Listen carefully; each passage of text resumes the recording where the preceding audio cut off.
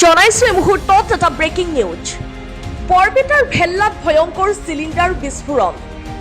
ভেল্লা বজাৰত সংঘটিত হৈছে এক ভয়ংকৰ অগ্নিকাণ্ড। বৰপেটা জিলাৰ ভেল্লা বজাৰত অৱস্থিত এখন ব্ৰইলাৰ দোকানত থকা গেছ চিলিণ্ডাৰ বিস্ফোৰণ হোৱাত মুহূৰ্ততেই সৃষ্টি হয় আতংকময় পৰিস্থিতিৰ। বিস্ফোৰণৰ ফলত জুই দ্ৰুত গতিত বিয়পি পৰি বজাৰৰ কেইবাখনো দোকান ভস্মীভূত হয়। এই ঘটনাত দুজন লোক আহত হৈছে।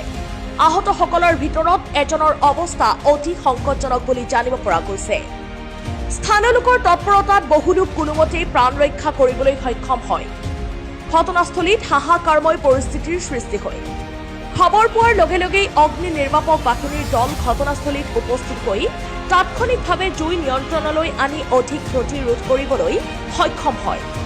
বিস্ফোৰণৰ সঠিক কাৰণ এতিয়াও স্পষ্ট হোৱা নাই যদিও আৰক্ষী আৰু সংশ্লিষ্ট বিভাগে তদন্ত আৰম্ভ কৰিছে।